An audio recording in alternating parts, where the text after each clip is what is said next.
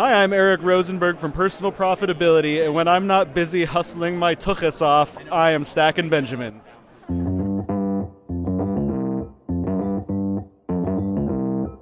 Live from Joe's mom's basement, it's the Stacking Benjamin Show.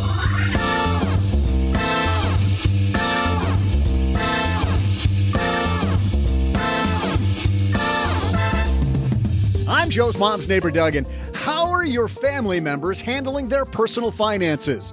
Today, we'll help the whole team kick butt with some help from the woman behind our scholarship mastery course, Pam Andrews.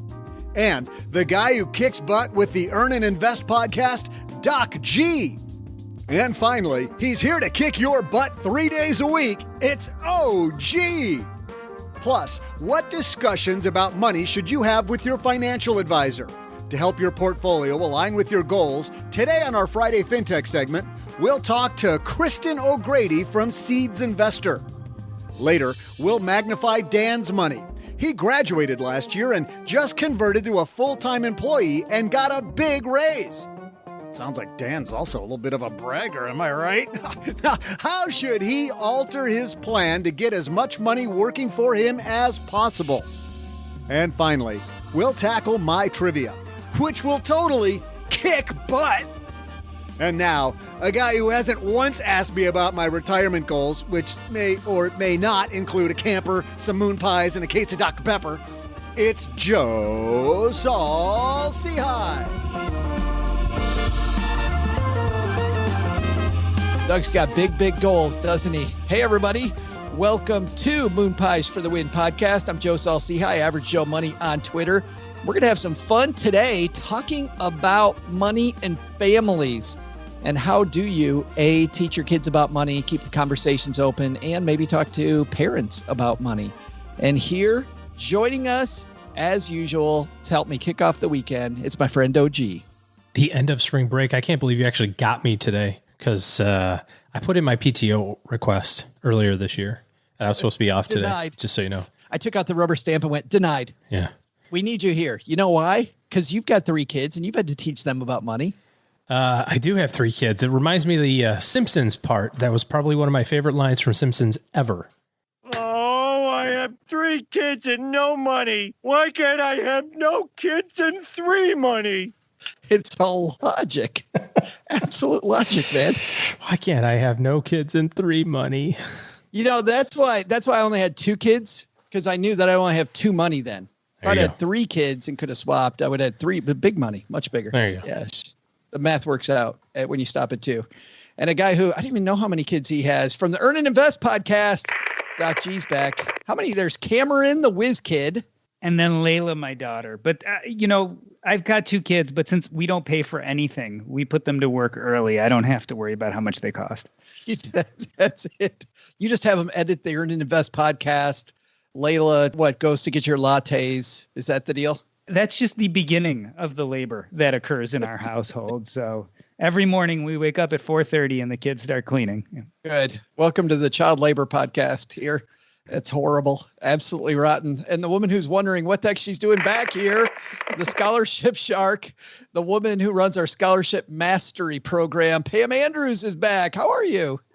I'm doing well. How about you? Well, good. You keep the kids working too? Or do you have 3? Do you have 3 money? Yeah, I have 4 though. You have 4 money. I have 4. I do. So we're wrapping up my college kid. They're not calling it spring break. Same thing, but it's a different name. They're calling it Wellness Week. They're hoping the kids don't all flock to Florida. So they called it Wellness Week. Yeah, as if changing the name, kids are dumb enough. If you change the name, they'll never remember that last year we all went to Florida. There you go.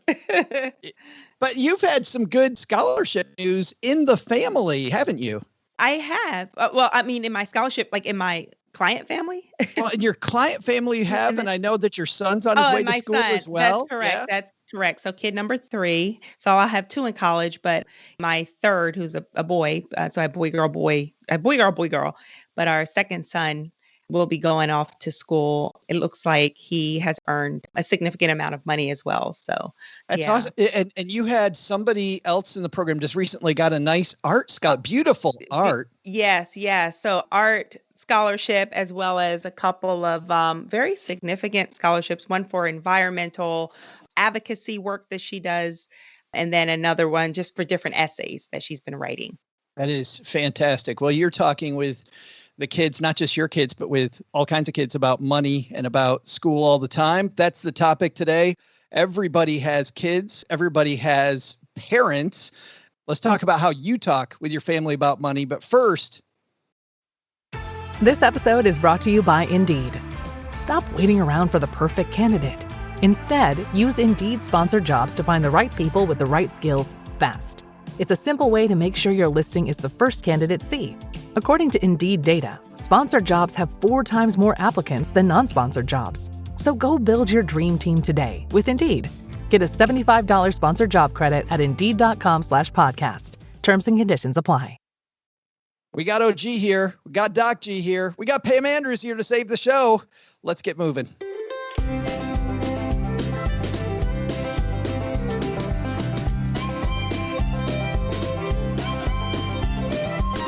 Well, I know we've had a lot of discussions lately. In 2021, we've talked a lot about how you talk about money, but we haven't had this discussion, which is teaching your kids about money and broaching the subject in the right way. And then also working with adult children on money and parents on money. And this comes to us from the New Retirement blog. Kathleen Coxwell over at New Retirement wrote this. We'll link to it in our show notes page at stackingbenjamins.com if you want to follow along. But the piece is Family and Money, Tips for Discussing Finances and Retirement with Your Loved Ones. And a few points that they make are these. The National Alliance for Caregiving and the American Association of Retired Persons, ARP, estimate that 22.4 million U.S. households, nearly 1 in 4, are now providing care to a relative or friend, meaning that we could probably be doing a better job of helping people ahead of time. 40% of baby boomers who have a living parent are helping take care of that parent, either financially, personally, or both. NerdWallet found that 80% of parents of adult children are covering or have covered at least a portion of their adult children's expenses after the child turned 18. And so communicating about money is something they say we need to do a better job on. They make 2 points, which, Pam, I think we'll start with you. Kathleen opens up here saying 2 things, Pam. Communicating about money makes everyone better at personal finance, but it also leads to financial confidence. I know you talk about money with your kids. Have you seen with your older kids, now that they're out in the world, have you seen financial confidence from them? Sorry to laugh. or more confidence asking mom for help? Yeah. So my oldest graduated. So I have 2 2020 grads, a high school 2020 and a college 2020. So my college 2020 grad is my oldest son. You know, of course, he graduated in a COVID climate, but he's actually doing okay. What I find for me, this is just me, but it worked better when I had them under the roof, because now it's like, yeah, mom, I know everything. So I said, you're starting off on a really good position. He's really good about listening for the most part. But I always think you can save and invest more. Like I say, do this now while you're single. So I find that the conversations were much easier for him when he was in the house. Now, my daughter is a little bit easier. My current college student, she listens. She's doing actually 2 internships. One is unpaid and one is paid. She wasn't expecting either one to be paid. I said, you don't need this money. Sock it all away. And at first she was like, well, I saw these jeans I wanted to get. I said, well, treat yourself. Get the jeans, but sock the rest away. So she's a little bit more open, but I think because they both have different end goals. So she knows where she wants to end up and the kind of work she wants to do. And so she's very focused on making sure financially she's secure so that she. But if your son, even though you said he doesn't listen as well, it sounds like though he doesn't lack in confidence, right? Yes. That's true. I think you're right. I think having conversations and I always tell parents, it's funny, when I meet a family, I tell them, you don't start with the college money talk like the senior year. You start when they're little and you're standing in the line and they're having a fit because they want something and they just think, well, just use your card, or the machine's going to spit out the money, or, they don't understand. So at every stage you have these conversations. Yeah. And I think with every conversation does come that confidence. And so it's really important to have those conversations early and often with kids to develop that confidence, so that they're fiscally mature and responsible every step of the way. Absolutely. Doc, your kids both confident? Cameron and Layla, pretty financially confident?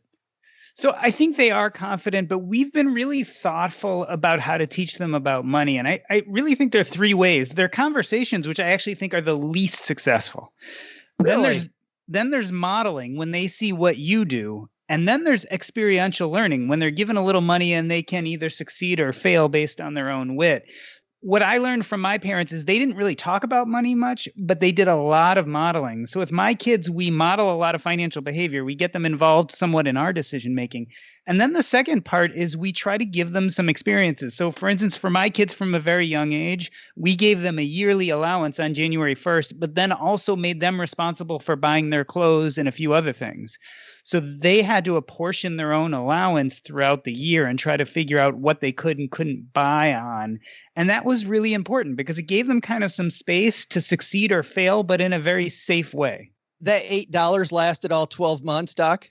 Well, of course, I was willing to put them to work so they could gain a little extra based on all that work. So as you know, my son edits my podcast, but that was also another part of that experiential learning. So because he edits my podcast, I would pay him for that, but then he would have to decide what to do with that extra money.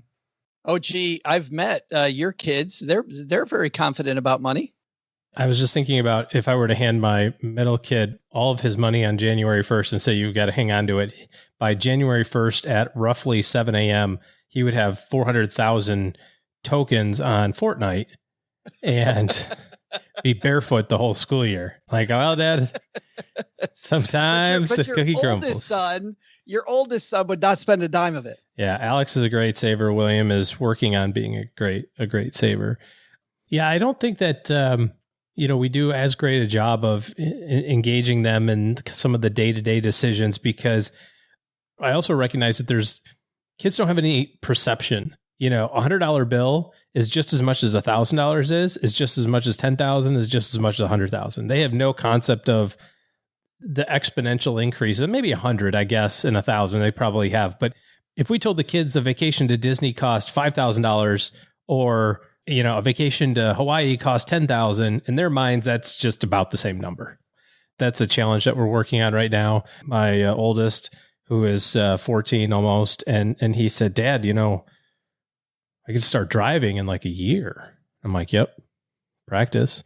And he said, so when I turn 16, do we just go get my car that day, or how does it work? And I'm like, that's a funny question. Get it and hand me the key. Yeah, like do we just go pick it up? Like, is it here when I get home from school that day? Like, what's the order of events? And I just thought that was super funny. So obviously, I'm failing on the money conversation talk, but no, we do. From a lesson standpoint, we do talk a lot about the impact of investing and the impact of being a lender and the impact of having the bank involved in your life. And generally, anytime the bank's involved in your life, it's going to suck. For some reason, if they're holding your money, they suck at paying you back. If you've borrowed money from the bank, it sucks because they take all your cash. But if you're the owner of an organization, if you're a part owner of a company, like you're a shareholder of a stock, you get paid quite handsomely. Even if it's only 52 cents from Apple, that's 52 times what the bank's going to pay you. So I'm excited to see, now that my kids are 25, the financial confidence they got, because Cheryl and I were open about money. My daughter was very much like William, big time spender, but we called it out all the way through high school and learned lessons. It's okay to be a spender. Dad's a spender. So you play tricks on yourself. And Autumn became, much to her credit, the world's best thrift store shopper. Like, phenomenal. So she still gets to feed her fashionista itch, but she spends as little money as possible. And now she's very proud of the fact that she does not spend money on clothes. She gets to shop for clothes all the time, but doesn't spend much money. And so that was really cool. My son now owns 4 rental properties. He was much like Alex, where you gave this kid $1 and you never saw it again. And he would ask you for another one. Like, no matter what, he was like, "Hey, Dad, you got $1?" I'm like, "What? So it goes in your piggy bank and I never see it again?" He's doing incredibly well. But to see them, Pam, back to your kids with 4 kids, and to your point, between your son and your daughter, the next point on this list says, think about family members, not family money. You got to teach your kids individually. Like, it's not a blanket statement where you can treat them all the same. You're absolutely correct with everything. I mean, because they're all different. They just are how they process, what triggers them, how they handle money, all of it. Same. I was just thinking about, I have one, I'm thinking it's same thing. If we gave him money for the year to manage it, I mean, he would have clothes and he would be okay with that. Like, he would really legitimately be okay. Like, oh, okay, well, who needs clothes? Fine. Like, yes, I'm fine. And as they get older, as they go through different stages, what helped us, and this is, your first kid is just an experiment. It just, we have experimented with you. We are learning on you. We will continue to learn. That's what we tell our 23-year-old. Pam's oldest, by the way, is named RD. Used to be RND, but they research and development. For sure. But our biggest regret, we wish he had gotten a job sooner. My husband's self-employed and he would do stuff in the business, but if he did it, he did it. If he didn't, I'm like, stop paying him. If he doesn't do the work, stop paying him. But he didn't get his first job till after he graduated from high school. And now my daughter, she has a side hustle, front hustle, back hustle. The girl loves to work. She loves money. She loves it. And then our third one, he's working cleaning offices. He loves it. And so I think if it had been his money, in terms of, using air quotes, like his money, so this is funny. My husband and I differ on, I always love hearing conversations about our allowance, because we differ on allowance. This was like one of the biggest arguments we would have. And I tend to win when it comes to arguments in the family. But I'm like, no, my husband's like, they need an allowance. How are they going to learn how to manage money? And I said, I don't like allowances. That's recycled money. I tell them, go get your own new money and you bring that into the household. But I'm not giving you money, and Dad's not giving you money just to kind of recycle in the, so, but maybe we should have done that with the oldest. So yeah, so to answer your question, you learn with the first one and then you're like, that didn't quite work. And so with each kid, you get better. Let's go there. I was going to bring that up later about allowances, but Pam, since you kicked it off, Doc, what do you think about allowances in your family?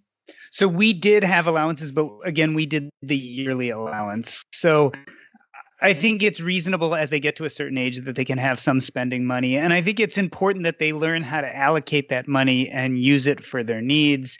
You can argue back and forth whether they should have to have chores for that or should they have little quote unquote jobs. I think that really depends on your family culture, which gets back a little bit to the question you started before. I think each child is individual, but I think you also develop a family money culture, which is important for your children, especially if you start when they're young. So our family culture was, you are going to get an allowance, but you are going to have to figure out how to allot that allowance. And we were going to actually the allowance wasn't just for fun and play.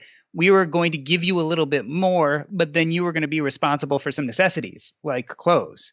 And so that was our way of trying to give them a little bit of responsibility along with what otherwise could be called a gift. Did either one of them run out of money before the end of the year? They haven't, but they were unexpected. So my son, for instance, especially from even a young age, was very electronic focused. And even before he had a cell phone plan, he always had a phone so he could access the internet and do things with it. And he had allotted all his money for the year. And then he accidentally dropped his phone while canoeing in the river.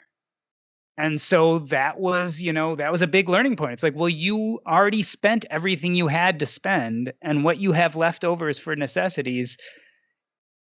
Unexpected things happen. And what are you going to do in the future when something unexpected happens? Are you going to have enough money? Aren't you going to have enough money? It's the beginning of the emergency fund conversation. And it was something that we could bring in early on so that he could start learning responsibility by failing, but again, by failing safely. We would do something similar. I gave them a larger allowance than probably kids should have at their age. The number that I was told by somebody that had, I thought, a great strategy on this was a weekly allowance that was double their age. So whatever their age is, it was double that amount of money. And you go, what the hell does an 8-year-old need $16 a week for? They don't. They totally don't. However, I would rather, and this is the way it was presented to me, and I totally agree with that. I was in college and messed up my credit while in college. I'd never been trusted with $1. I was handed money whenever I went out. My parents just gave me enough for that day. Never trusted. I would rather my kids made a $16 mistake than the thousands of dollar mistakes that I made, which meant that our allowance had to be a two-pronger. Number one was we had to give them this rather large allowance. Then we had to let them fail with it, which was so hard to do. We'd be at, Target, and my daughter wants to buy the most ridiculous thing that she's never gonna use again. It's just a horrible thing. And I had to shut my mouth and let her buy it. And then I had to mark something on my calendar for a week later saying circle back and ask her, hey, Autumn, how's that thing? And she'd be like, what thing? The thing you spent $15 on last week. Oh, I didn't remember that thing. And man, it was hard, but holy cow. OG allowances in the OG family? No, we don't do allowances for no good reason. We've fiddled with it back and forth, but the boys are now old enough to do stuff for money. So they do a lot of babysitting. If we want to go get a bite to eat or go play 9 holes of golf or something like that, they can watch Caroline for the few hours that we're stepping away, and they earn money for that. And then if they want something, they'll usually come and ask. They'll say, hey, I need $20. Like, what's worth $20 around here?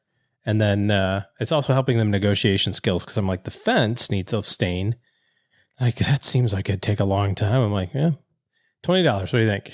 And they go like, no. How about I wash windows instead? I'm like, when? Let's do that. Deal. Which is what you wanted in the first place. Or wash the baseboards or something, something that I'm never going to do. I'm too old to be washing baseboards. That's not going to happen ever again in my life. So I can get my kids to do it, but we pay them for that. And just like you said with yours, you got to watch them, and let them fail. And this was a lesson that we had. I was tired of finding money around the house. I mean, I don't know about you guys, but I don't generally leave money lying around. Like, it's in my wallet or it's in my desk drawer or so, it's in a place. It's not just on the floor or on a table. Exactly. Which desk drawer, by the way? Yeah, exactly. None in the basement, sadly. Oh. But we would do that. The kids would have a holiday or they'd have a birthday, and 2 days later, there'd be a $50 bill just sitting on a table somewhere. And I'm like, this is BS. I'm tired of this. So we made a rule that, firstly, any money that's found anywhere belongs to me. If I see it, I'm picking it up and it's mine. End of discussion. I don't care if you dropped it. I don't care if you lost it. That's your responsibility. It's now mine. And that kind of goes everywhere because, I left $1 on the table one time. The kids were like, yoink, this is mine. Like I left it, you tip the pizza guy or something, and they give you some change back, and I left it on the countertop, hadn't made it smile. So lesson learned. But the other thing that we did was we started creating our own currency. So the Secret Service doesn't have to get involved here because we're not spending it outside of the household, but it serves the purpose, like you said, of letting them fail, but also not having them really fail. So we call it dad bucks. And so they get paid in dad bucks, which are just real dollars, but like shrunk way down. So I followed the Secret Service guidelines. It has to be like 1/10 the size, which I did. And so we pay them in that. And then they can convert those dad bucks into real stuff. So if they're like, hey, I want to buy this thing on Amazon, I go, cool, it's $19. And they'll give me 18 or something. They try to slide one in another, But the inflation rate's horrible. It takes 63 dad bucks to equal one. Exactly. That's lesson number 2. Yeah, that's lesson number 2. Guess what? We now have Zimbabwe's inflation. Here's the $1 trillion bill. I was thinking when Brazil had to devalue their currency. That would be a good idea. We've devalued it. It's like taking taxes out of the Halloween basket.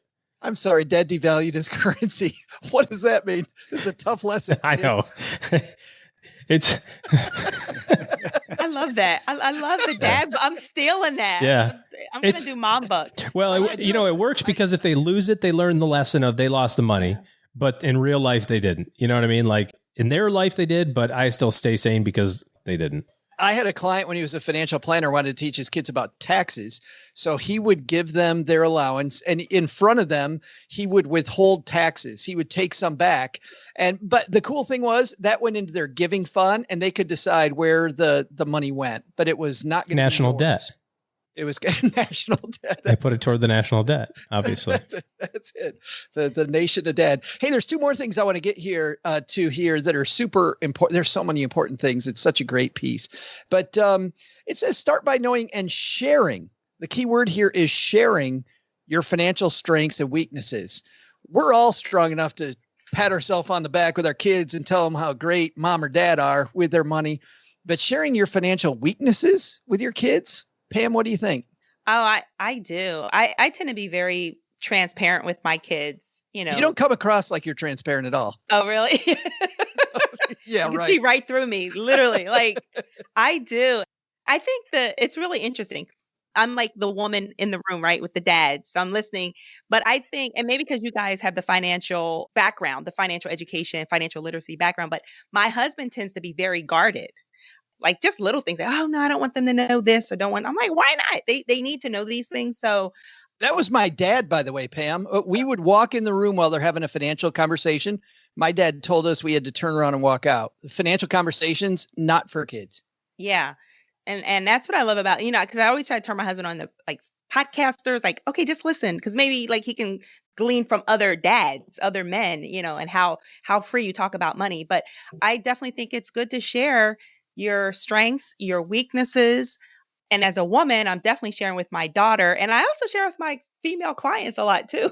Like I kind of give a lot of mom wisdom when I work with them, but I'll just speak about my own daughter. I just share money wisdom with her in terms of even little practical things. So you're going out on this date, be ready to pay your own way. And call me when you get there and have your own Uber money ready to go and all this stuff. And then of course, my husband doesn't even know she's going on this date, right? And so he's like, oh, she's going where? That's how transparent my daughter and I are, extremely close. And I know everything. But I think it's important to share strengths and weaknesses because a lot of times they don't know how we got where we got to. They just think we were always here. Like, yeah. Like we were just always, we always were, whatever. And like, no. There were a lot of bumps and bruises and a lot of mistakes, and you'll make your own mistakes, but you don't have to make the same mistakes that I made. You can go make other mistakes and learn from it and grow. But I think it's very important to transfer the strengths and our knowledge, and then just flat out tell them where we messed up. I didn't learn this until I came literally into this financial literacy world. It doesn't take 30 years to pay a mortgage. Isn't that bizarre? I never knew that. Like, really?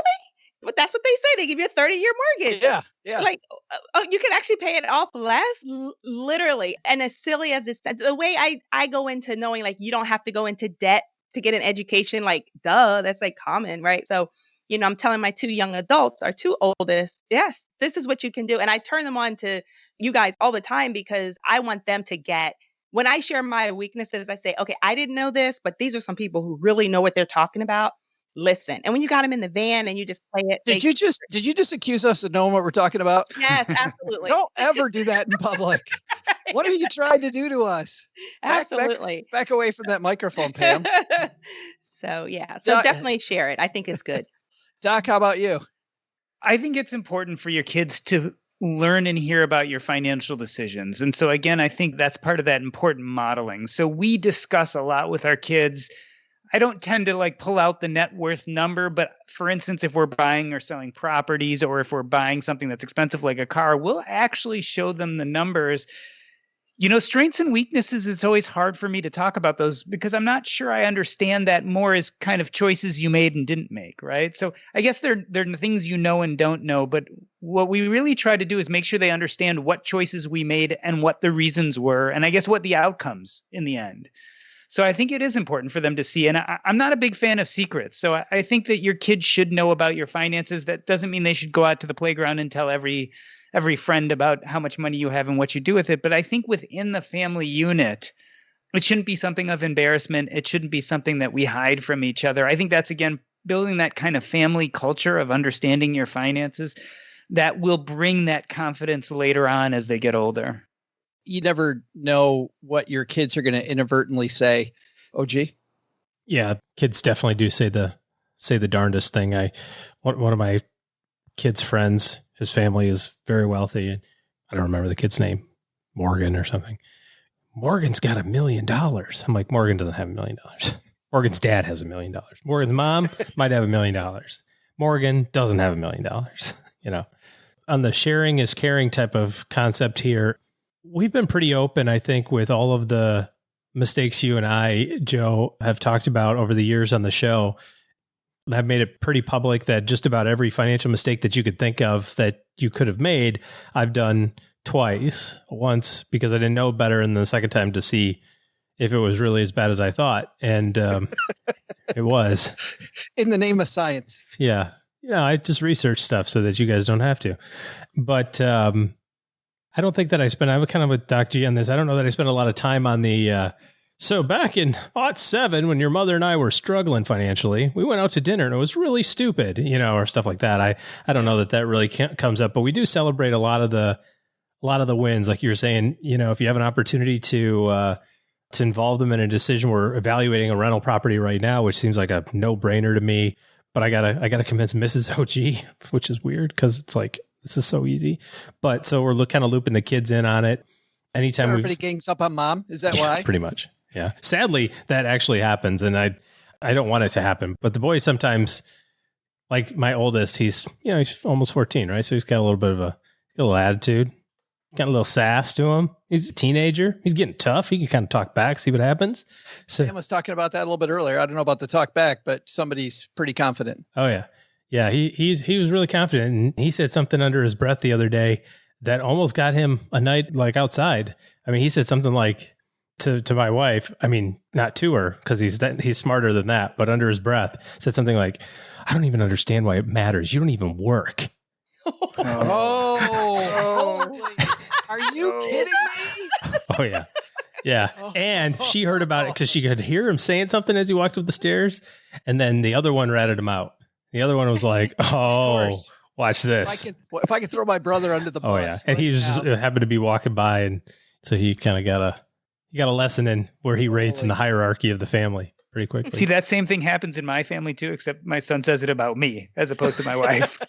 He's like, he doesn't even but I'm okay with that. I wish that they would say that about me. My dad's silly. He just sits around and plays golf and Xbox all the time. What a loser. Like, yes, mission accomplished. Perfect. This piece goes on. It talks about having meetings, about having regularly scheduled family meetings. We never did that. Anybody do that one where you regularly schedule family? I think that's a great idea, and involving kids in that I think is great. And then focusing on shared values to drive a discussion. Like I love, Doc, what you said about like your family values and vocalizing that, this is what we value. I know our family always had a mantra that my kids can still tell you, which is, we will not be outworked. Like you might be smarter than me, but you are not going to outwork a C-high. It just ain't going to happen.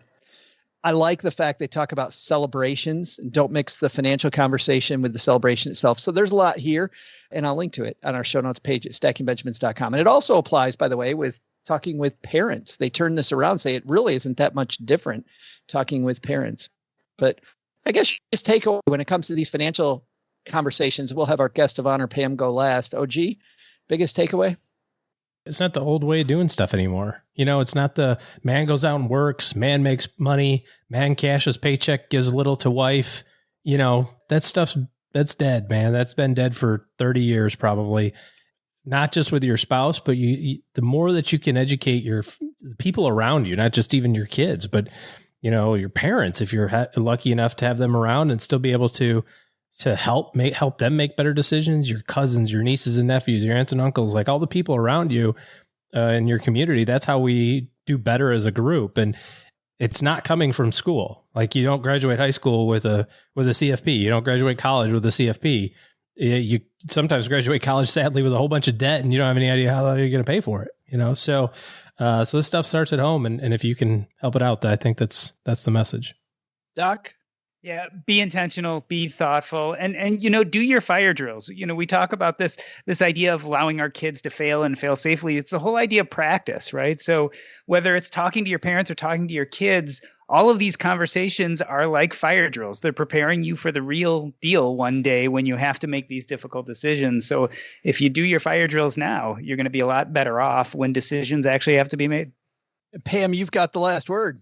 Yeah. The big takeaway for me, I think, because we never talked about money growing up. And now my mom's in a place where, her health is fragile, to ask, kind of what's in order, what's what, she's thinking, well, are you trying to get rid of me? Like, no, mom, but, because that's just my sister and I, we just want to know what are your wishes and all that. So I think by talking with your kids and just making all kinds of money conversations, like a part of the culture as I get older, and maybe it's me being selfish, I'm hoping that later on I can have very open conversations with my kids.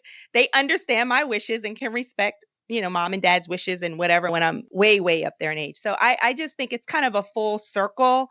Like you're always in some stage of this money conversation, whether you're on the receiving end, parenting, or you're planning for aging parents, you don't escape it. I'm sitting right at that intersection of both college kids, young adults, high school students. I've got a 10-year-old, and then I've got an 80-year-old mom who now lives with my sister because she can no longer live on her own. And my sister and I always have these conversations. So I think you just do your loved ones a big service when you just talk about it, whether it's your kids and you're talking to them about it, or if it's your parents or older parents talking to their adult children.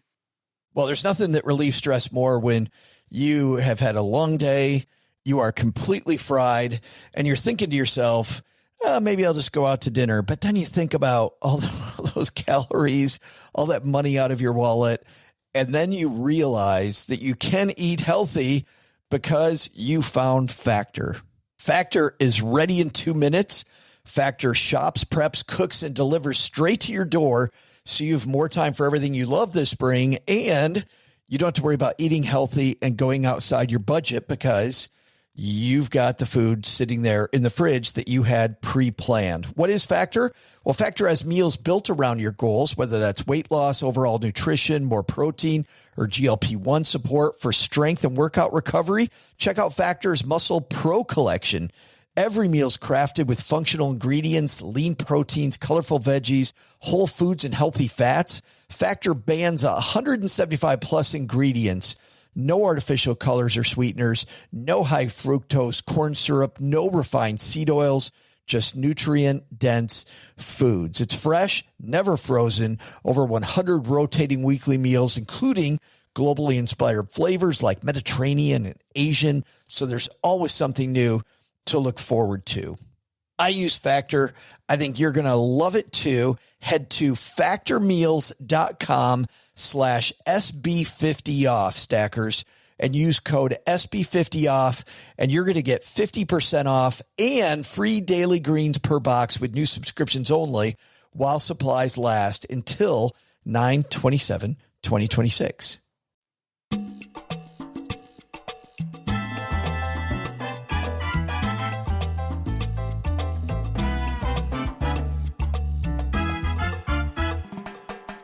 Well, on the Friday FinTech segment, we talk about cool ideas that are either on your computer or on your phone that maybe the big organizations, sometimes we profile things the big organizations are doing, but often they're small organizations. And I was really excited to hear about this one.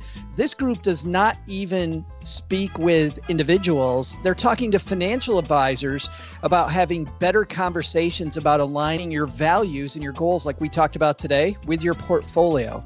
So let's learn more about Seeds Investor and Kristen O'Grady coming down to the basement.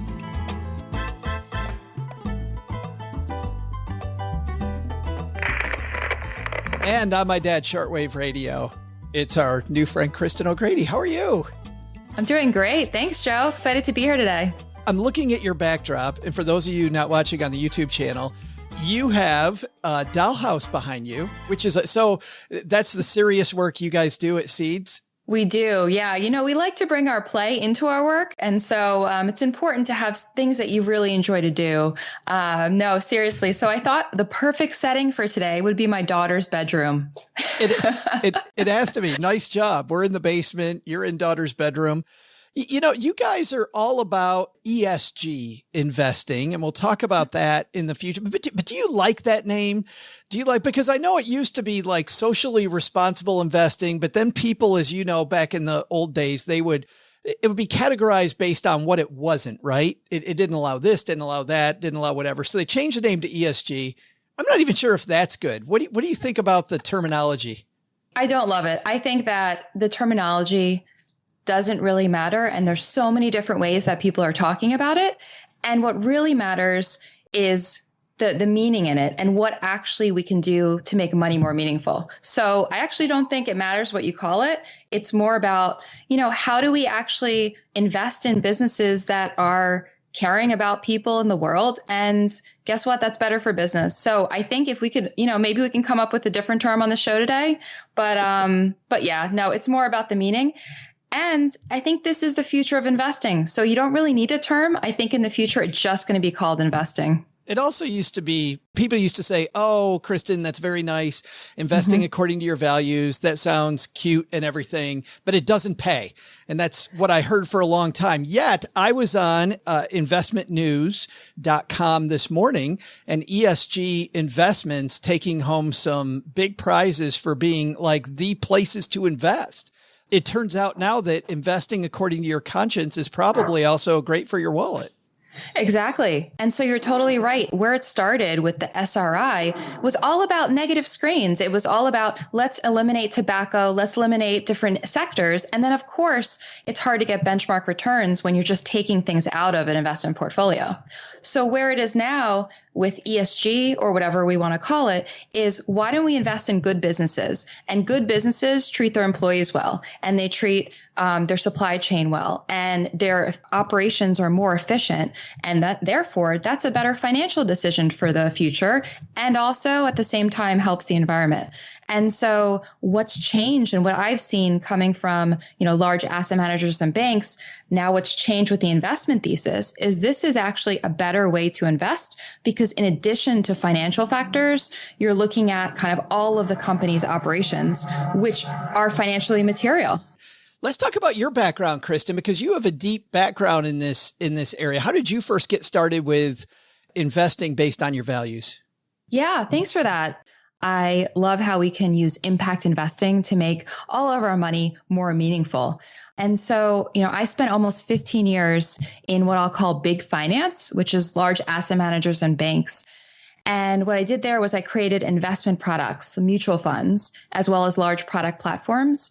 And while I was there, I heard about impact investing, and I fell in love with it. It was a way that we could use all this capital, all this money invested in the world, and reallocate it to companies to actually make a difference, to actually grow our wealth and make it a better world. And so at the time, I started, learning more about the space. And I started getting pushback because many people at that time felt like, oh, this is a millennial thing, or we're giving up returns, as we talked about earlier, right. Which is a misconception. And the industry, over time has now evolved, which is awesome. So I got involved with it. I ended up launching a few funds in the space while I was in big finance. Really, what I realized is in order to customize investment products to what people actually believe in, their personal values, you need to build that from the bottom up. It's hard to just take a generic product off the shelf from these institutions. And so that's when I met Zach Conway, the CEO of Seeds, and he's a financial advisor by background. And what he realized in his practice is a lot of clients were asking for this, but there wasn't a good way to talk about ESG or talk about the client's values. So how do you have the conversation? And then once you do, there's all these confusing products out there. So then how do you put the portfolio together that really yields a financial return, gets to the financial targets of the client, plus aligns with what they care about? And so that's what's missing from the market. It's really the simple tool to talk about values and then also to build this customized investment portfolio. And that's what Seeds is. So I left and joined Zach and team to create Seeds to do just that. He must have thought then, Kristen, that advisors kind of missing this discussion overall. And if so, assuming the answer to that is yes, that advisors are missing it, how does the whole process then begin of talking to clients if you're an advisor and having this discussion? That's exactly it. It's changing the conversation. It's educating the advisors, giving them the tools so that they can feel confident having the conversation. And so what Seeds is, it's really focused on the advisor to client experience. It's a tech-enabled dashboard where an advisor can sit down with a client, walk through a simple survey process where they're getting to know their client better.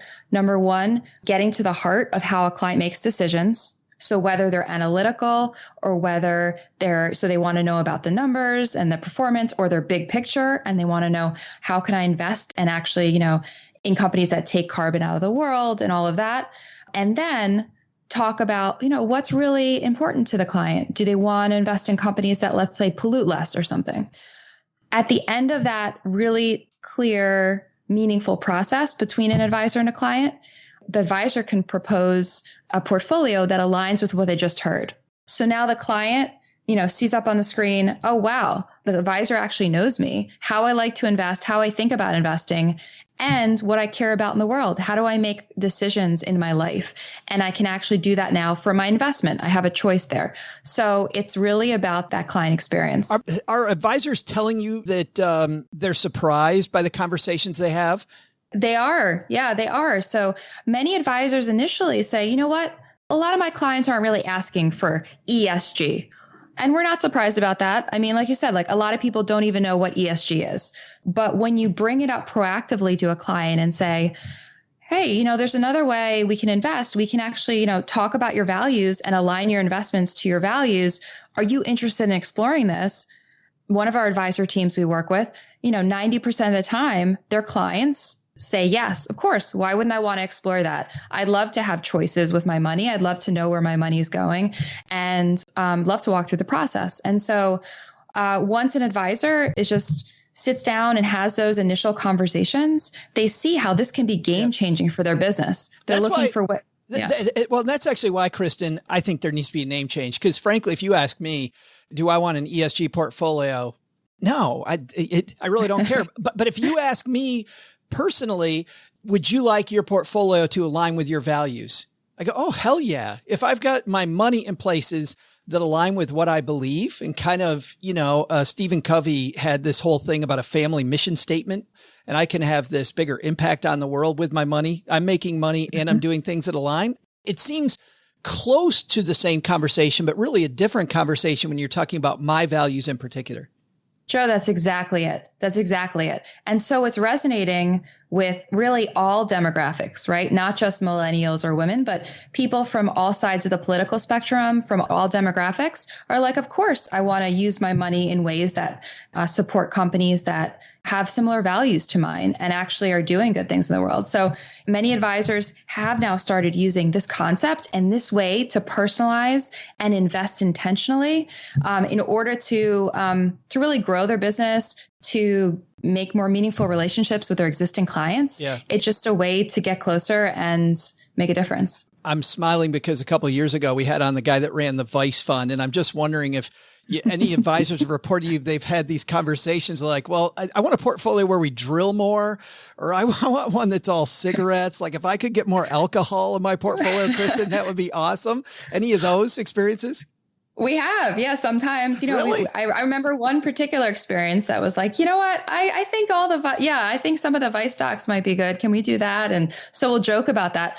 But you know what? One of our examples we use for ESG is one of the large beer companies. And so, yes, in the negative screen land, some people may not want alcohol in their portfolio. But in ESG, and what that means is about the company's operations and how they're treating people and their corporate integrity. And so one of the large beer companies actually does really well from that perspective. They're doing well for their employees. They have targets to help the environment and have better packaging. So ESG is more about how can any company, no matter what product you're making, basically do better, in terms of their people and their operations. And guess what? That's better for business. But yeah, no, we have heard some of those, Vice fund stories. And that's fine too. I say, if you want a Vice fund, you can, some of the index funds that you may be holding right now may actually have some of those Vice stocks that you may like. So, but I love this, but I love the change of going to a positive screen, because you're right. Yeah. It used to be, nope, there would be no, whatever the thing might be. And to your point, corporate responsibility, that's super. So then advisors can offer a product. You guys have a product. Tell me about the Seeds product then. It sounds like it's a separately managed fund. Everybody has their own portfolio. Yeah. So at the end result of this experience we talked about between an advisor and a client is the advisor being able to propose a portfolio, a customized portfolio that really speaks to what they heard from the client, what they care about. What that is a full allocation. So on the equity side, it's a portfolio of stocks, like of companies that are customized to the person. And then on the fixed income side, it is a separately managed account of mutual funds and ETFs. It's a full allocation, and we'll be expanding that in the future. But the customization is really important because values are personal. And so why shouldn't investing be personal? I think there's two takeaways here. Number one is if you're not having that discussion with your advisor about values, I would bring it up. The other takeaway, Kristen, if there's advisors listening and they want to learn more, where do they go? So you can check us out on our website, www.seedsinvestor.com, or feel free to email me directly, Kristen@seedsinvestor.com. Nice. And you know what? If you're walking the dog, we have you covered. We'll have links to Kristen and to Seeds Investor on our show notes at stackingbenjamins.com. I know when we finish this, you're going to be playing with that dollhouse behind you. So have a fantastic afternoon, Kristen. Awesome. Joe, this was awesome. And thank you so much for the opportunity to talk about how we can all think about making our money more meaningful in the world. Really was a pleasure. Hey, trivia fans, I'm your trivia host, Joe's mom's neighbor, Doug. And today is a workout wake-up call, people. It's National Kick Butts Day. As soon as I saw that on Joe's mom's holiday calendar, I knew I needed to be all prepped and ready to head out to the gun show, if you know what I mean. Let's all get ready for a heavy workout, peeps. But also, just in case someone takes Kick Butts Day the wrong way, I'll admit, I'm also all padded up where it counts. That way, if OG tries to land a quick one on my old behind, no problemo. But overall, I gotta say, there's been no butt kicking yet. It's been too quiet. But before I peek to see what's really up, let's get to today's trivia question. Do you know where they kick a lot of butts? In the WWE, of course. So our question is, what was WWE revenue in 2019? I'll be back faster than you can go kick some butts yourself. Well, if you're new to this shindig, we have a weekly contest between our three normal contributors, which are Len Penzo and Paula Pant, who both have the week off, and OG. So we'll just keep this, we'll keep the genders the same, guys. Pam, you'll play on behalf of Paula, who surprisingly is in a tie for second. Usually at this time of year, she falls back and then roars back to the front later. But she's got 3. OG has 3. And Doc G, you'll play on behalf of two-time champion Len Penzo, who has 4. So no pressure to anybody here. I don't even know where I'm going with that. But anyway, that means, Doc, because you're playing on behalf of the two-time reigning champion, Len Penzo, you get to go first. It is my supreme pleasure to make sure that we pull Len down in the standings. Back to Keep everyone it close. else. So WWE 2019, this is clearly obvious. In fact, so obvious I might just miff it to be fair to everyone else. I'm going to say... Geez, I have no clue. I'm going to say $50 billion. $50 billion with a B. Yeah. And OG, you're in the middle. Yeah, it's. I don't think it's that much. All of WWE. You said revenue? Is that what this is? Revenue, yeah. Top line numbers for WWE. I'm going to say the number is 4.375 billion. 4.375 billion. All right, Pam. So the last time I played, and I wanted Paula to win, and I just made up some ridiculous number. And all I had to do was go one higher than Doug. Right. Like that was it. And I didn't do that. But billion feels so big. But if he's saying 4 point, what I wrote it down, 375. 375. I'm going to say 4.376. I'm just going to go one more.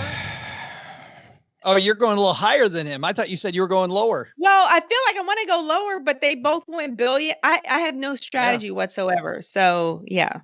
Well, there it doesn't. I want to say some millions. I don't know. Is it that popular? I have no idea. Wrestling is wrestling. Are you asking me if wrestling's popular? I'm sorry. Final answer, Pam. Okay. All right. I'm going to go one more dollar. So I will say 4.376. There you go. That's my final answer. More than $1, but I get it. Yes. Yeah. Yeah. Good. 4.3759999 or got whatever. it. Yeah. All right. We'd love to tell you who's right, but of course we can't do that yet. We'll be right back. Hey, Stackers, after a year of uncertainty, it's important to build your financial confidence back up. And one of the best ways to do that is to get into a routine and developing good savings habits. In fact, it's funny. I found the same thing just with my physical workouts lately. I've had good savings habits for a long time now, but when it comes to a morning routine where I actually get out and exercise before my body knows it, I need to get that back after 6 months of traveling. And finally, the last few weeks, I've signed up for a half marathon. I've gotten my workouts together, ran 18 miles last week. It feels really, really good. And it can be the same for you and your savings habits. Well, you can learn some great savings tools and tips from Navy Federal Credit Union Savings Learning Center. There's everything there, whether it's planning for college, retirement, a rainy day fund, long-term goals. They can help you start planning and getting that muscle back together. And we all know that life in the military already comes with all sorts of financial challenges, whether it's a deployment, your EAS day, or retirement. It doesn't matter. You have to build that habit. Navy Federal offers free savings accounts for your every need. So if you want to save with a credit union that helps you build financial confidence, find out more at NavyFederal.org. Well, running a small business, as you may know, like I do, it is super fun, but it can also be very tough. And when it's time to get a loan, it can feel impossible to find the lender that you actually trust. Big banks say no. The internet, well, that's full of sketchy offers with sky-high rates and fine print you can barely read. Whether you need help covering payroll, managing cash flow, or investing in growth, you deserve better. And that's why I recommend the small business marketplace Fundera, which is powered by NerdWallet. It's a free, easy-to-use platform. It lets you compare real financing offers from trusted lenders, and it's all in one place. And what I like is that you don't need perfect credit to get started. There's no spam. There's no bait and switch. Just personalized options that fit your business needs. Nothing I like better than a place that treats me the way that they would want to be treated. Using Fundera is a super way to quickly compare options and make your best funding move the way any great business owner would. Here's the best part, though. For a limited time, when you visit nerdwallet.com/SB and fill out the no obligation form, you're going to get VIP treatment and talk with a real person who knows all the ins and outs of small business lending. And you can tell them specifically what you're looking for.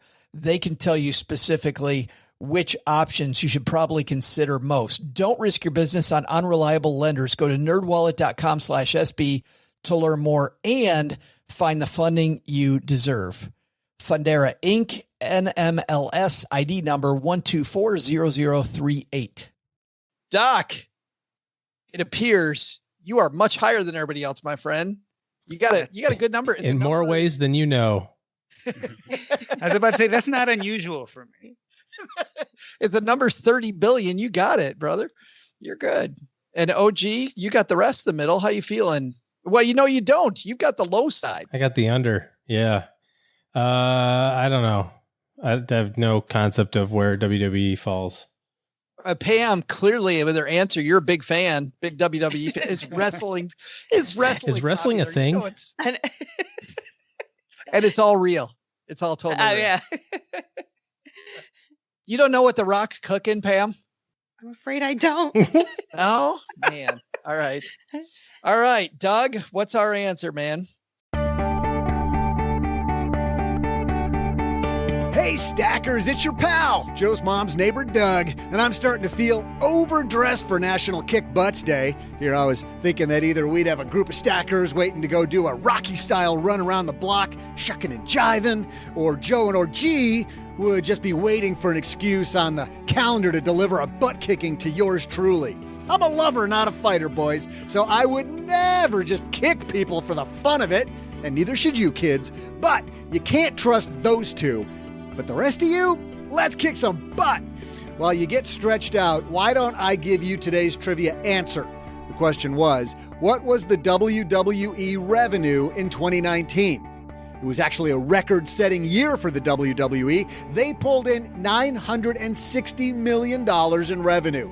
Probably because it's obviously real wrestling and super entertaining. All right, everybody, let's go meet outside. Let's go kick some butts, people.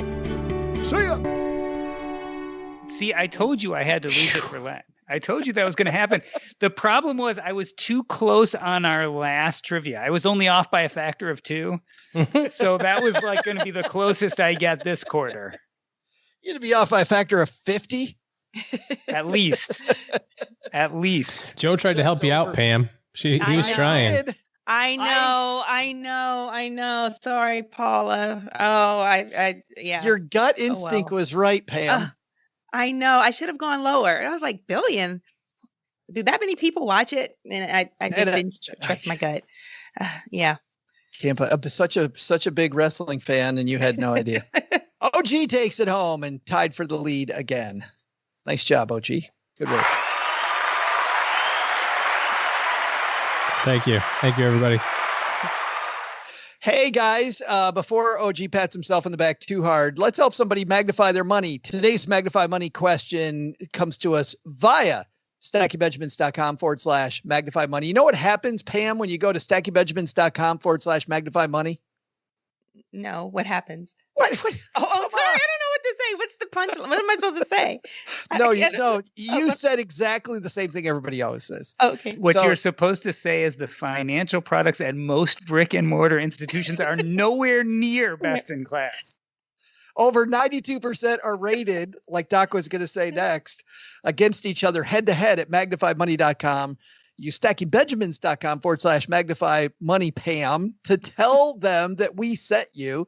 And then whether it's checking accounts, savings accounts, if you're comparing rates on savings, CDs, if you are looking for reward credit cards, balance transfers to get your financial act together, if you need to consolidate your debt, it's all there.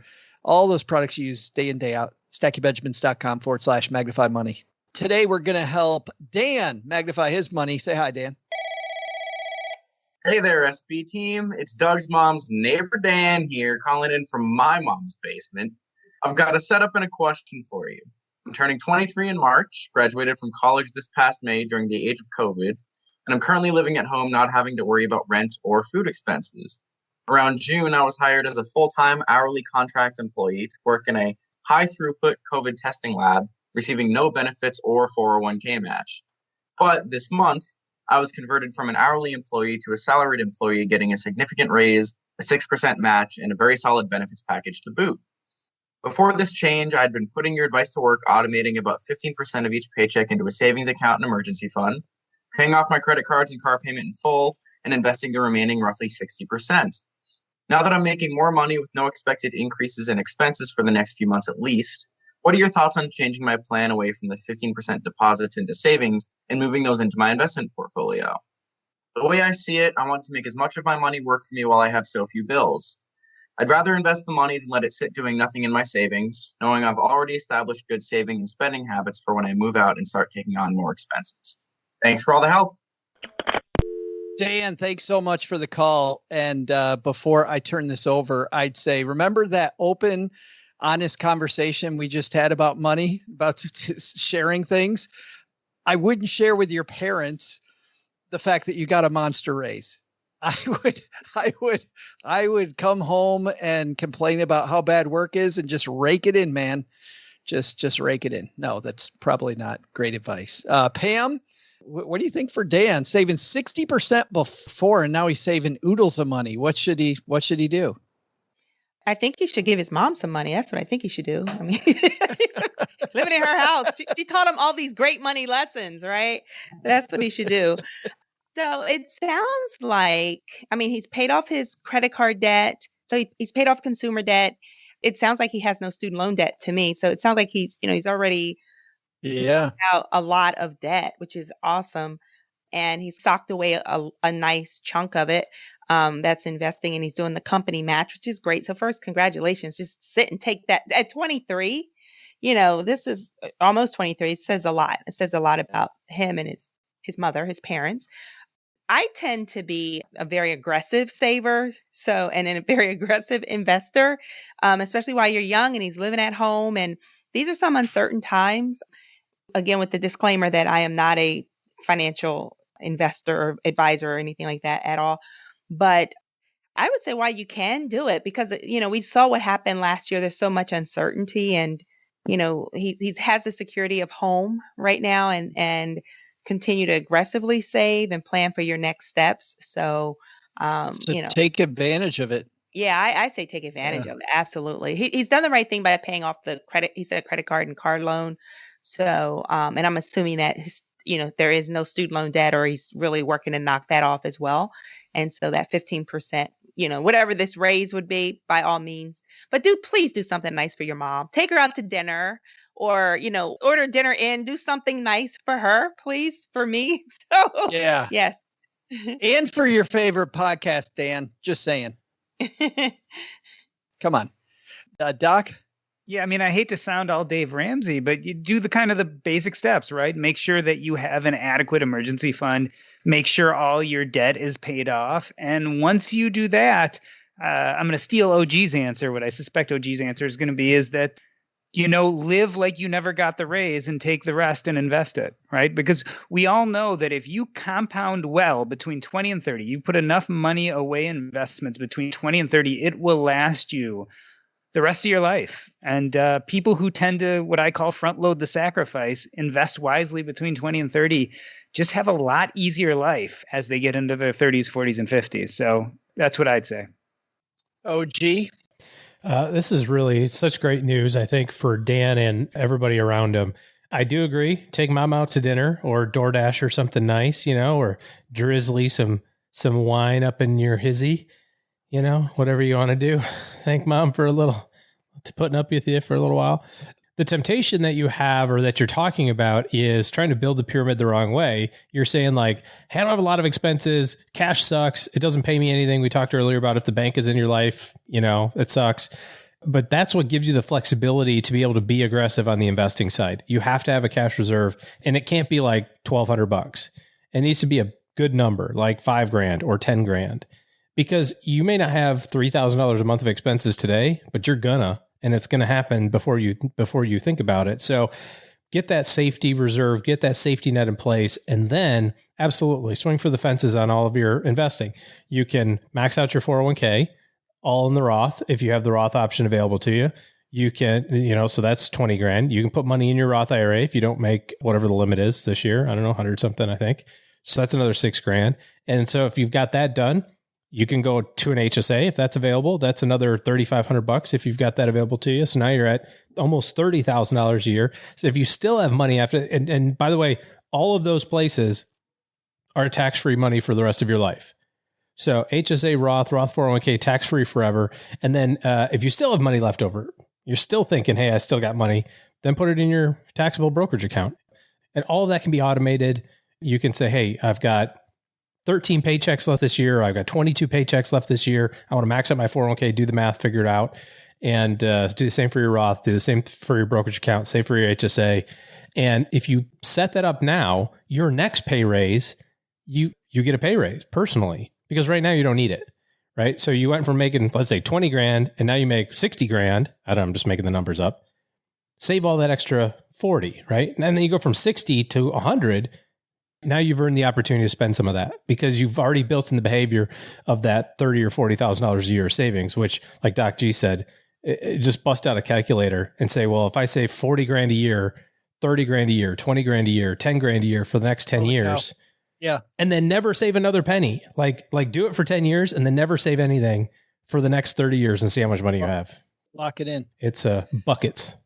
The only other thing that I will add that I love, Pam, Doc, OG, what all you guys said, is that the thing that I don't want you to do, Dan, is evaluate your results too soon, because the market could get volatile. At some point, could get volatile when you first start out, could get volatile later on. There could be a point where you feel like you're down a lot. And I've seen people start off aggressively investing and they stop because they learned the wrong lesson. And early on, volatility is your friend. Even if the first things you invest, let's say you put a bunch of money in for 6 months and then the market goes really in the toilet right away, that actually is a good thing because you're just at the start of your journey. And even though that first one didn't go the way you wanted to, it'll be back 30 years from now, but you can now put money in much lower at lower prices without having to worry about it. But people don't learn that lesson. I feel like too many people go, oh, I did that. That I burned, never going to do that again. I'm just going to save into a savings account. And then they end up never making any money. Very safely, by the way, never making any money, right, because it's in the savings account. So thanks for the question, Dan. If you've got a question for our team, head to stackingbenjamins.com/voicemail and we'll be very happy to answer it. Congratulations, Dan. Really, that's a great place to be in, and fantastic work. And the fact that your parents let you stay there and maximize that. I mean, we're talking about financial conversations today. That's a great place to be, a place where a lot of people don't get to be, frankly. So take advantage of it. All right. That's going to do it for today. See what you guys got going on where you live. OG, what's happening with you this weekend? Just wrapping up spring break. We've got, nothing. We didn't do anything this week. We just, COVID, can't go anywhere. So next week, kids have school. Week after that is another short week because then it's Easter week at the end of that. So I tell my kids, hey, just keep your head down. Yeah, that's not what I usually say, but I know I throw some language in there, but you know what I mean. Keep focused. Keep your focus together.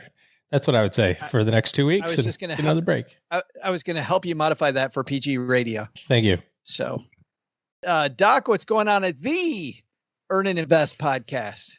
Well, this coming Monday, we have Andy and Nicole Hill, as well as Jen Smith. My old neighbor. Yeah, talking about leaving your job to freelance. So, especially he's been freelancing in a time of COVID. Andy has been doing work in his car. So if you've been paying attention to him on Facebook and Instagram, you can hear him talk about that. And then on Thursday, the creator of FreshBooks, Mike McDermott, is coming on. So it's going to be a fun week. It is a fun week. And by the way, if you like these conversations, these roundtable conversations every Monday, Doc, you're leading this conversation. I am, and yet somehow we still survive. People live to talk about it. It's incredible. Pam, thanks for joining us again, my friend. Thanks for having me. As always, I loved it. So well, let's talk first about the podcast, about the Scholarship Shark podcast. What do you got coming up? We're going to start to talk a little bit more about just those. So we layer a lot of college planning this year with COVID. So we're going to start talking more about, those next steps. Are you taking a gap year and how do you make that decision? Because a lot of families have decided, or a lot of students decided, I'm not getting a residential experience. Is it worth it to start school, post pandemic? So just more of those conversations about college planning in a COVID world. So just more of that. More of those conversations. They're so good. And you'll find that wherever finer podcasts are distributed for free. Yes. It's something that's not free, but very valuable. Our Scholarship Mastery course that you are the headmaster of, that closes tomorrow. And you and I yesterday did a Facebook Live. If people want to go hunt for that, you'll see that. And I think we're going to put it on YouTube, Pam. Sure, or is it a YouTube Live? Is it a YouTube Live? It's Facebook Live, but I'm sure your team will, put it out there wherever. Pam's like, yes, have your people put it wherever. Thanks, Pam. That's good. Job security for the team. There you go. Yes. Yeah. But big things, people, because this closes tomorrow, big thing people need to know that are maybe looking at college in the near future.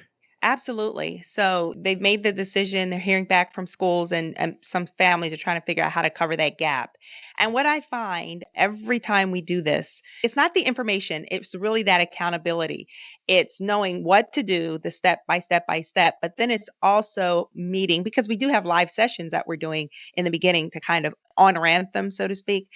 What I find very interesting, parents pay for it right away, and so it's really not until we show up live that the students really do start taking off, and they're like, "Oh," I'm like, "Yeah, that was in the video." But so I just think it's really important. Of course, I'm slightly biased. I think it's a great course, if you ask me, but and it gets results.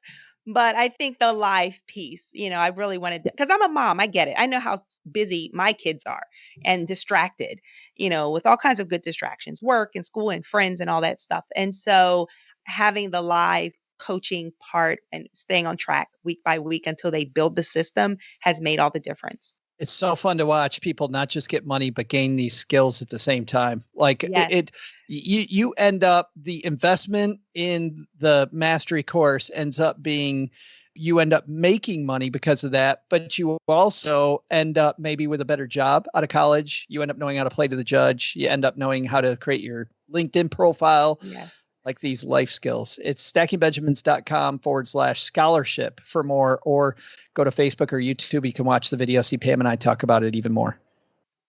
I think that's it. I think we just go ta-da at that point. All right, Doug, you got it from here, man. What should we have learned on today's show? So, what should we have learned today? First, take a lesson from our roundtable. Want to create a family that's financially savvy? Families that retain money are better at communicating than other families. So, work on having those conversations to make all of your family better with money. Second, take a lesson from Kristen from Seeds Investor. Aligning your portfolio with your values, that can be profitable and meet your standards, whatever they are. But the big lesson? Nobody showed up for National Kick Butts Day. And then I looked it up, and turns out that National Kick Butts Day is a national day of activism that tries to empower young people to stand out, speak up, and raise awareness of the problem of tobacco use in their states and communities. It's a great cause. Kick butts, like cigarette butts. Yeah, I knew it. I knew that. I totally knew that. To learn more about our guests and for more resources, you can head to our show notes page at stackingbenjamins.com. You can learn more about Doc G by listening to the Earn and Invest podcast. And you can learn more from Pam Andrews by heading to thescholarshipshark.com. You can get more information about Seeds Invest by heading to our show notes page or simply go to seedsinvestor.com. This show is created by Joe Saul-Sehy, produced by Karen Rapine, and engineered by the amazing Steve Stewart. Online, visit us on Twitter at SBenjaminsCast or on our Facebook page. I'm Joe's mom's neighbor, Doug, and I'm pretty much the guy in charge of everything around here. Trust me, this well-oiled machine didn't get like this all by itself. SB Podcasts may receive payment on the show from sponsors and guests in the form of books, giveaway items, discounts, or other remunerations. That's a big word. There's no way you take advice from these dorks, but like Joe's mom always says, don't take advice from people you don't know. This show is for entertainment purposes only, and before making any financial decisions, consult with a real financial advisor.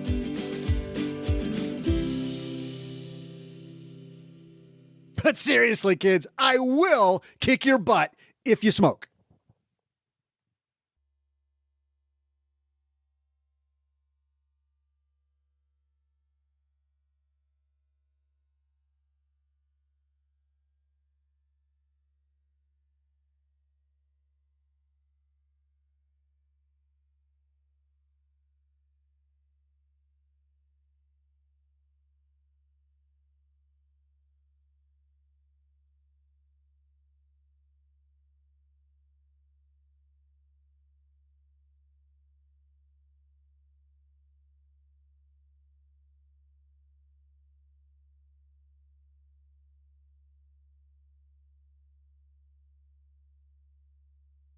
We talked about smart money conversations earlier.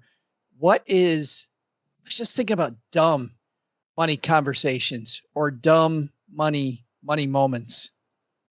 Doc, you're nodding. Do you have one? Yes, and I know that this is one of your favorites too. The dumb money conversation that keeps on coming up on, unfortunately, this podcast, but that I keep on discussing too, is this whole idea of optimizing your savings account return, right? Making sure I get that extra 0.1% every on single my dollar. Savings. I am so tired of that conversation. I get it. I know that people feel very uncomfortable knowing their emergency fund or whatever is sitting in a low interest bearing account, but it is just really not worth your time to be searching from account to account to get the highest interest bearing savings account. It's just, I'm sorry. And maybe this is from a place of privilege. I apologize, but I'm tired of that conversation. Well, there was a point in my life where I had to pick up all those pennies. So I get that. There was a point when I was just so incredibly broke, but so many people who aren't there. You're right, Doc, but I wasn't even talking about that type of thing. I was talking about this. So my side gig in college was disc jockeying. We had this beat up Suburban, and my brother and I would go and we'd do these high school dances and stuff and get paid. And afterwards we'd always go have some healthy food like Wendy's or Taco Bell or whatever. Well, there's one night I drive into this Taco Bell and the bill is like $3.65. And I pull up, I hand the guy a $5, and the person hands me back $11.35. And what I should have done, because I knew at the time, I was smart enough to know that was the wrong change. And I still feel a little guilty. Well, that kind of gives away what I did. But right in my brain at that moment, I remembered this piece of comedy from one of my favorite comedians, where he said that he found a wallet while he was roller skating through the park, and it had like $100 bill in it. And he thought to himself, if I lost $100, what would I want to have happen? And my brain said, I'd want to be taught a lesson. And so I looked at the dude who gave me this extra money, and I smiled and I drove off. And that is horrible. And I still feel bad to this day. But at the time, I got Taco Bell and some money. That was a good ROI. I was about to say, Joe, if you were really using your brain, you would have turned back around and gone through again. Right. I would have actually kept the money and handed back the Taco Bell. Is what I probably should have done. Anybody have a bad money moment like that? Emo Phillips, by the way, is the comedian you're looking Phillips, for. Yes. Emo. I had a paper out when I was a kid, and I got paid pretty good for an 11-year-old, like $200 a month, which was wow. That was a lot of cash back in, let's just say, the 80s. And it took me a while to like start investing, but I actually, started investing. That's how I bought my first car. Was I invested in Franklin mutual funds at the bank. But before that, I was the richest kid like in the entire universe. Like I always had money, like tons of it. Always had cash. I remember going down to the corner store. We had like a little corner store about maybe 4 blocks away that we could walk to. And I was like, I think I'm going to buy all the Laffy Taffies. They were nickel a piece, right? So it was just like the big bin, and you'd take out, I want 2 watermelons and a blueberry. It was 15 cents. And I just totally took one of the things and dumped it out. And I went, I'll take them all. And the guy's like, all right. And he just starts counting like 2, 4, 6, 8. And he wasn't nearly as impressed as you hoped he would. He was not.